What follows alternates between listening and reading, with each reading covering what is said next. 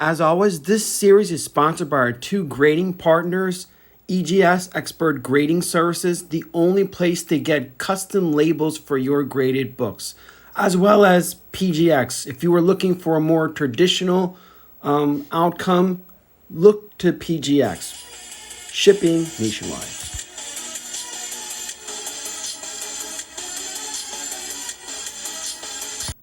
Hello, and welcome to another exciting episode of Codename YouTube Hero 2. Hi, I'm your presenter, Shabu Are You. This is going to be episode number 5 in my graded G.I. Joe Comics special, where I pull out 4 to 5 issues and we discuss whether these issues in particular are worthwhile to submit to get grading.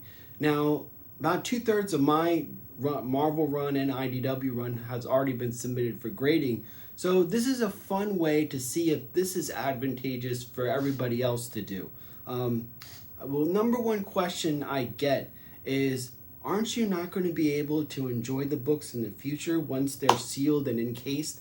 And the answer to that is, I'm still able to enjoy all of these iconic covers, all this iconic work.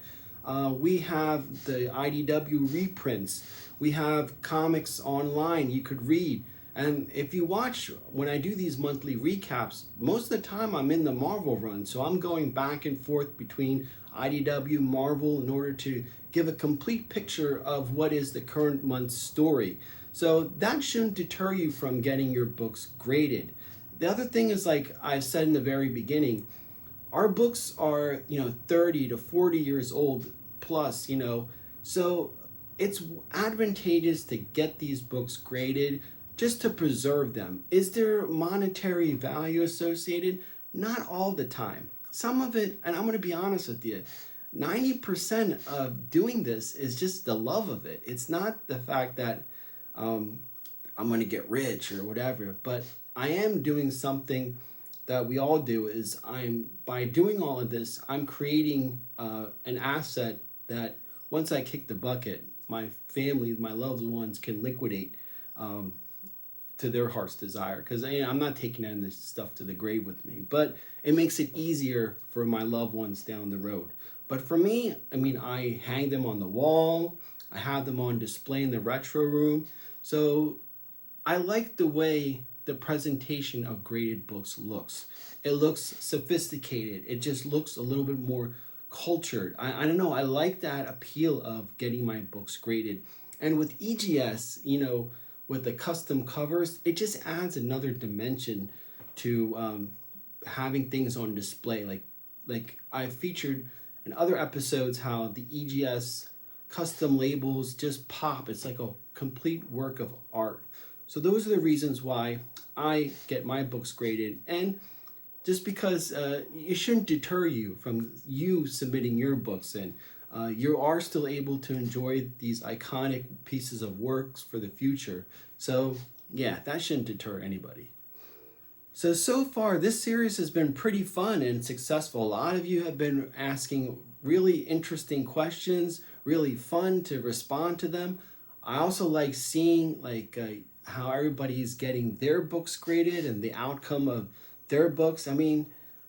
It's not just for me to show off. I like to see other people's collection. I think that's what makes this hobby a lot of fun, is seeing what other people do with their stuff and what they get and how they went about doing it. I love that aspect. And that's what's part of being a community, is supporting one another, enjoying other people's stuff just as much as yours. So that's what's cool. And there's a wonderful new G.I. Joe Facebook group that's tailor-made for G.I. Joe Comics in particular. And I mentioned it in my previous video. I'll have the link below, but that's definitely a new Facebook group that you should definitely look into and join. It's a lot of fun seeing all the people submitting their books, and even some of the Devil's Due run, which I'm not too familiar with, but it's still interesting. I just like to see the signatures that they get on specific books, like who signed their books and all the labels they got and stuff like that.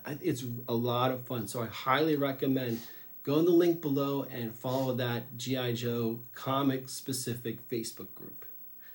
All right, so without further ado, let's bring out the first book that we have in this episode, and that's going to be G.I. Joe issue number 96. Now this is part 3 in the Snake Eyes trilogy. Now this book is really interesting because as much as it deals with Snake Eyes, it actually features more of the Baroness's backstory and how, you know, she is pissed off and hell-bent on getting revenge on Snake Eyes because she believes that Snake Eyes is responsible for her brother's death back in Vietnam. And it just shows, actually, when you pair it with the IDW Special Missions of issue number 252, it kind of shows you the path that the Baroness went down. Like, you know, why the Baroness is the Baroness. And I think these 2 issues in particular kind of paint a more complete picture of the hotness that is the Baroness. And what's interesting about this book, it's Destro that actually comes to Snake Eyes' defense, saying to the Baroness, "You are wrong. The Snake Eyes is innocent. He tried to help your brother, but just came in at the last minute. What you saw was him, you know, getting rid of the people that were kind of, I guess, taking the medical supplies, because they had good intentions of giving the people that were victims of war, like giving them medical supplies. But these bad guys kind of got the jump and off the Baroness's brother. Snake Eyes comes in and that's what she saw. So she's been carrying this hate and anger for all of this years. And just imagine if she had known the truth from the start, would she still have become the Baroness? So it brings a lot of questions. So that's why I think this issue is really interesting. And of course, the cover itself is freaking awesome. We got the Sword Brothers back to back, surrounded by the enemy with the Cobra emblem. This book just pops. It is one of those things. And it did get a little bit of a spike leading up to the Snake Eyes movie, because anything that related to Snake Eyes, and I'm talking about back in the summer, just before the Snake Eyes movie came out, and then people realized it wasn't that great.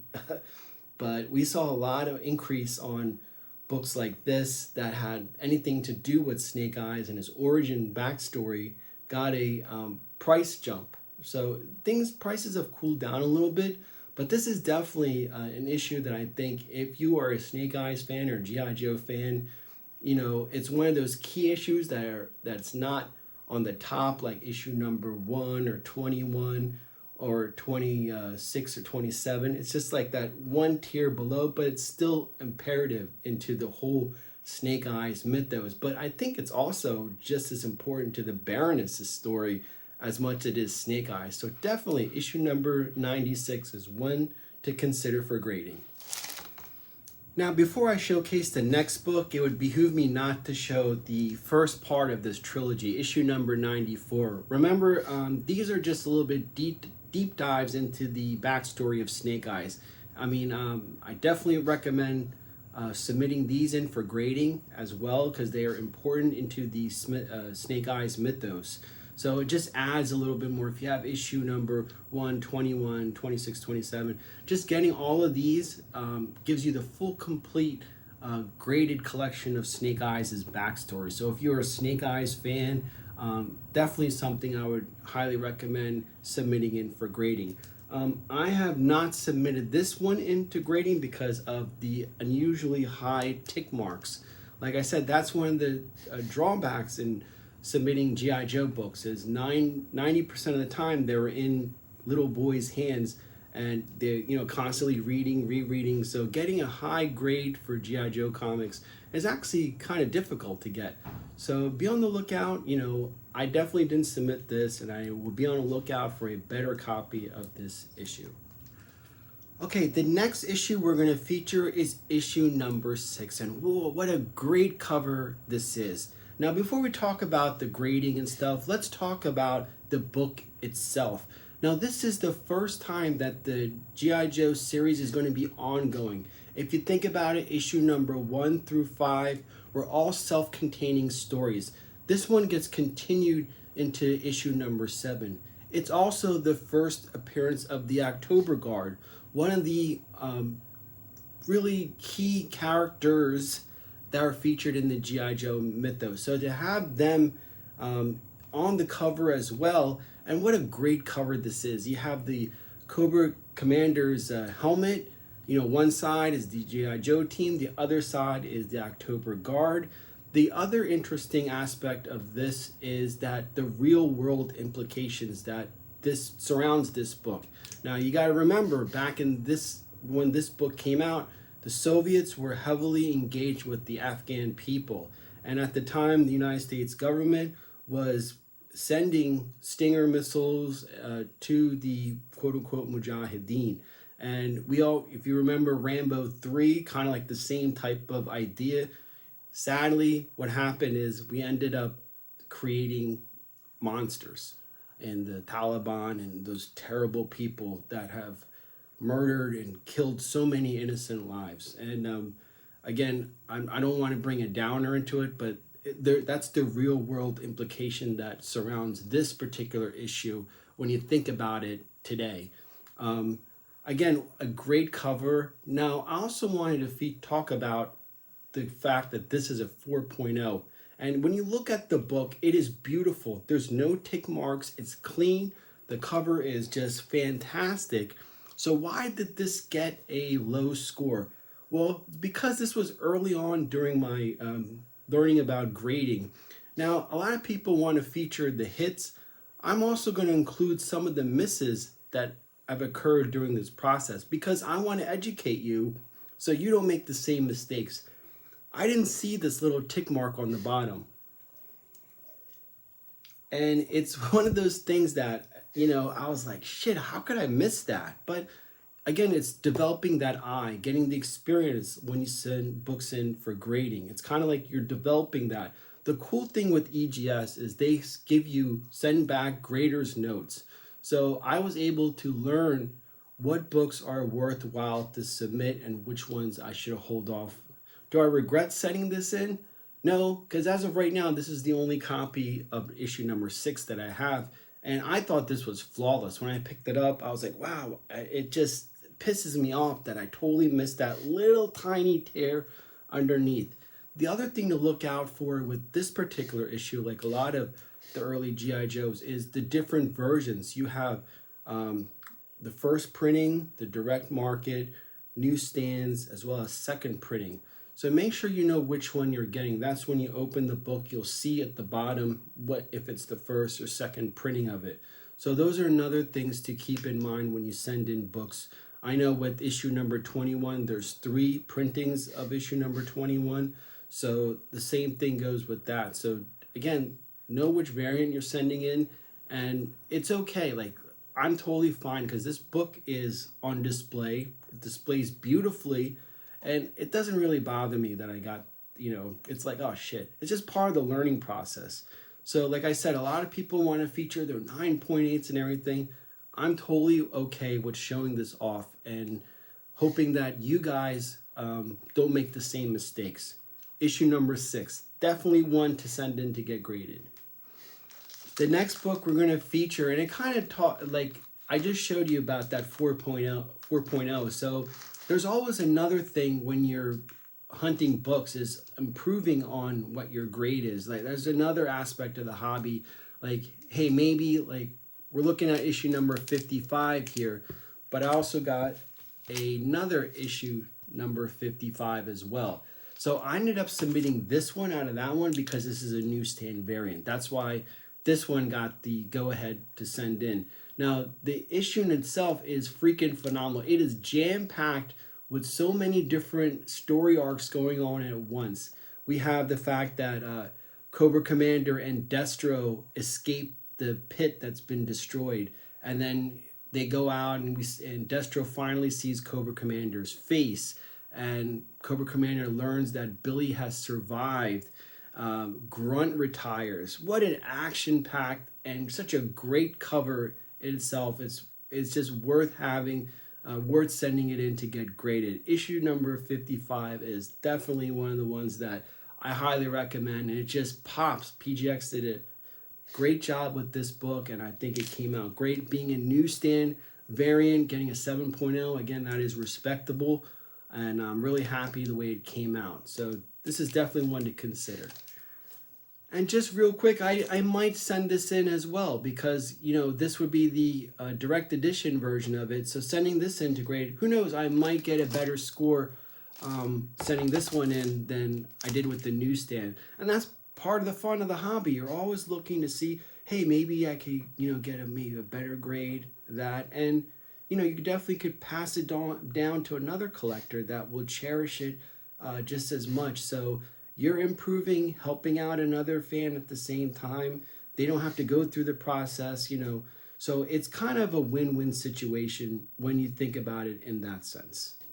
So we're going to wrap up this episode with the first book I had submitted to get grading. And that is issue number 75. And what an iconic cover this is. At the height of the Cobra Civil War, so many things are going on with probably the best story arc in the entire run of A Real American Hero. It is definitely such an iconic run in the G.I. Joe mythos that it is a must-have, must to get all of those issues in the 70s that relate to the Cobra Civil War.